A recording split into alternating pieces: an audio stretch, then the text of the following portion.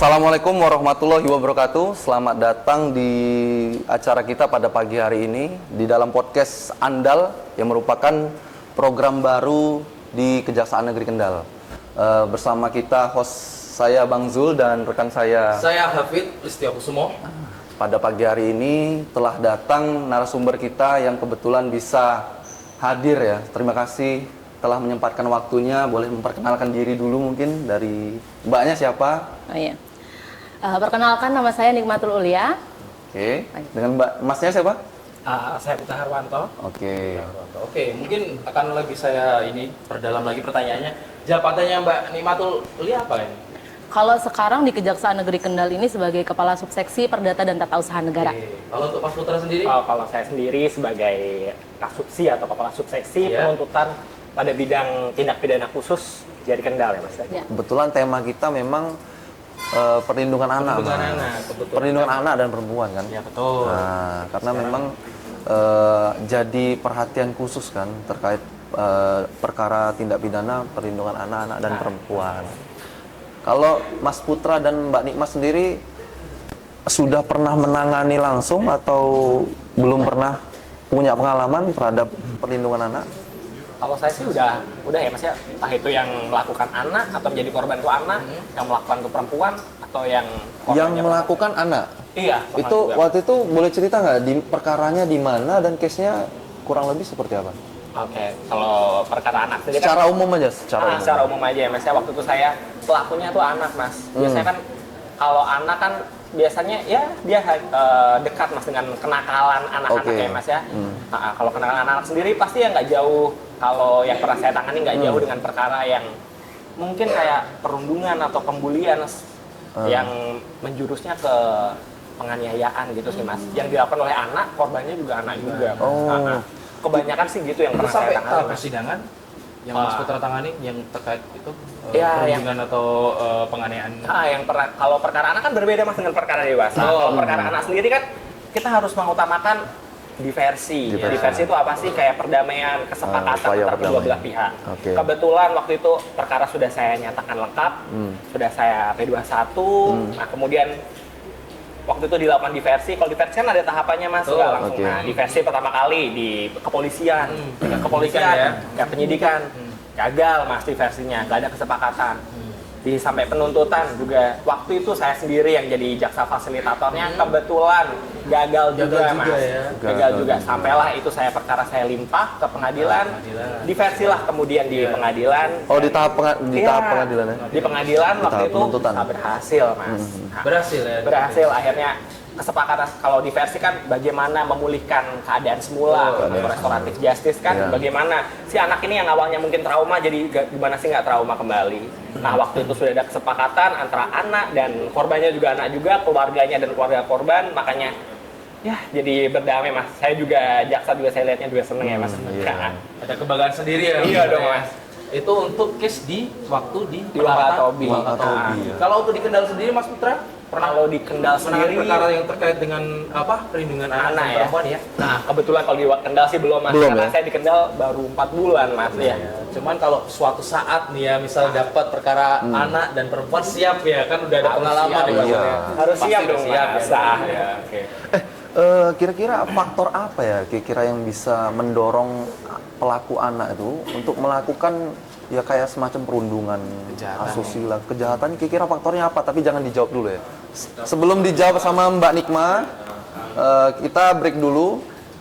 Nanti kita sambung lagi. Nah, untuk sobat-sobat Andal yang tadi memperhatikan, penting banget ini untuk pengetahuan kita dalam upaya pencegahan ya, supaya kita terhindar dari perbuatan-perbuatan tercela tadi kan. Nah, nanti sama-sama belajar, kita akan tahu jawabannya dari Mbak Nikma setelah break yang satu ini.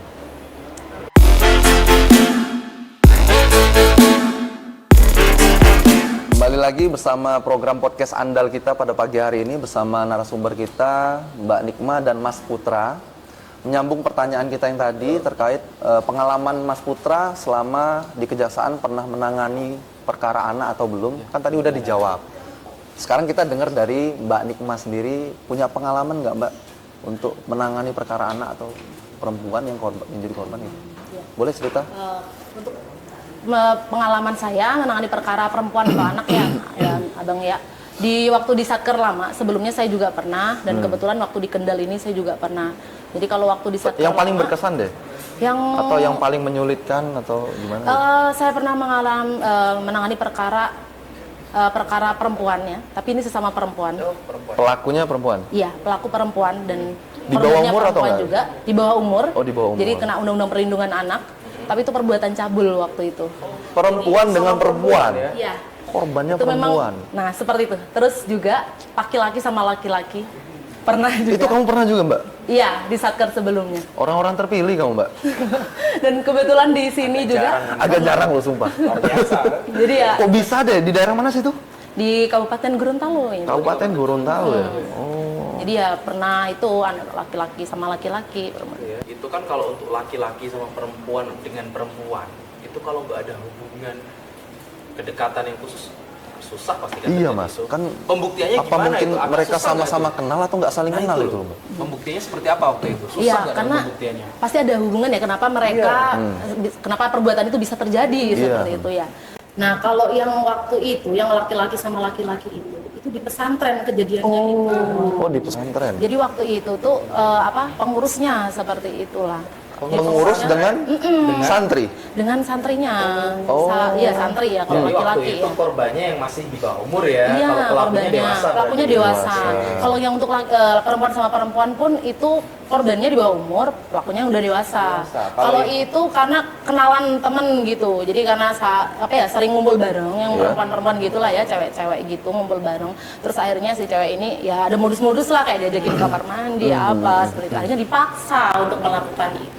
Seperti itu. Kalau yang santri sendiri apa ada dijanjikan atau memang ada paksaan? Kalau dari kemarin itu kayak saya itu karena paksaan gitu. Karena Jadi, paksaan? korban itu takut bahkan sampai trauma. Nah itulah memang setelah itu korban kan karena ketakutan gitu ya. Jadi ya lapor ke orang tuanya. Jadi kebetulan kalau di tempat yang pesantren itu tuh orang tuanya bisa datang gitu tiap 1 minggu sekali atau berapa gitu. Nah pas waktu orang tuanya datang baru bisa cerita. Misalnya dilaporkan terungkap bukan hanya 1 korban, ada 2 korban waktu itu. Terus untuk tadi itu kan yang ada di Gorontalo ya. Iya. Kalau untuk yang di Kendal sendiri, Mbak Nima, Kalau ada di pengalaman Kendal nggak? ada juga. Nah, saya pernah baru juga. saja kemarin menangani perkara yang korbannya itu disabilitas. Oh, Jadi ini korban pelecehan seksual juga. iya. Oke. Korbannya anak sekarang masih kelas Laki-laki 6. atau perempuan? Perempuan. Perempuan. Kelas 6 SD, disabilitas, dan sekarang SD-nya di SLB. Jadi ya di sini itu. Luar biasa. Pelakunya? Pelakunya orang dewasa, umur Orang sekitar dewasa. 40 tahun. Motifnya apa, Mbak? Kalau motif dari pelaku kalau yang di sini ya itu penyampaiannya kan karena minuman keras seperti itu. Oh. Cuman setelah kami gali lagi itu karena memang sering ketemu merekanya. Jadi si pelaku ini tuh badut jalanan. Badut jalanan. Iya, badut Padahal kan jalanan itu. kalau Jadi kita lihat di jalan badut itu kan anak-anak kan iya lucu kan, anak-anak pada suka kan. anak-anak suka gitu. Nah, pas anak-anak Ternyata suka, mematikannya ke badut itu. Meresahkan deh. jadi anak Oknum ini- aja kan? Oknum aja. Iya, oknum aja tidak semua lah ya. Kan memang lucu Berarti dia gitu ya. modusnya menghibur itu si korban itu ya awal mulanya Iya, ya. jadi awal mulanya itu kan korban suka lihat badut, jadi ya sering lihat badut begitu. Terus tiba-tiba waktu si badut ini istirahat, lihat anaknya lagi main nih. Oh berarti Anak badut ini- itu keliling ke rumah-rumah gitu? Tidak, itu kejadiannya di dekat jalan raya itu, Bang. Jadi kejadiannya itu tuh di pinggir jalan raya, benar-benar Si di anak pinggir lagi jalan apa? raya. Si anaknya lagi main. Lagi main. Sendiri, tiba-tiba disamperin sama badut ini yang sedang istirahat. Nah, badut ini istirahat, terus lihat anak lagi main, terus dia udah disamperin tanpa ada apapun langsung berbuat itu. Bahaya juga ya Jadi berarti. anak ini Jadi langsung memang dipaksa. anak kalau punya anak Iya, perlu dalam ekstra hati-hati. perlu ekstra Nah, hati-hati. perlu Pengawasan memang yang perlindungan untuk iya, anak jangan gitu. sampai Jangan sekali ya. badut lagi. Iya, pasti kalau untuk perlindungan anak itu kebanyakan ke seksual ya, kejahatan seksual ya Mbak Nima. Atau ada kejahatan lain nggak selain itu? Sebenarnya macam-macam ya untuk Yang pelaku ini loh, yang anak. pernah Mbak Nima maksudnya tangani selain kejahatan seksual ada nggak sih? Ada kalau ini ke perkelahian pengeroyokan anak-anak sekolah kayak gitu kan mereka kan lagi semangatnya ini. Nah waktu itu pengalaman saya waktu di Satker Lama ya itu pelakunya 5 orang, korbannya 1 orang. Itu satu sekolah termasuk itu. bullying nggak sih, Mas? Termasuk bullying itu? Iya. Termasuk bullying ya?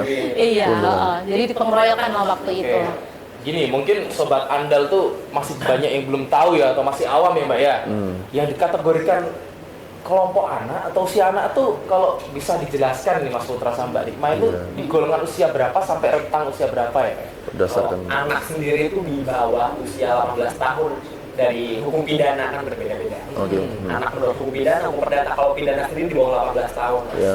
Kalau di Atau mungkin di bawah pengakuan. Kalau untuk di Undang-Undang Perlindungan Anak yang dikategorikan anak itu di usia rentang usia berapa? Belum cukup usia 18 tahun, jadi 18 tahun ke Bawah ya. Kalau untuk 18 tahun ke atas sudah dikategorikan dewasa. Hukum berarti pidana ya. sudah dikategorikan dewasa. Sudah masuknya berarti bukan di leg spesialis lagi atau bukan di undang-undang yang lebih spesial lagi. Iya. Nanti bisa dikategorikan ke KUHP mungkin ya. Oke. Berikutnya mungkin Mas Putra sama Mbak Nikma nih ya.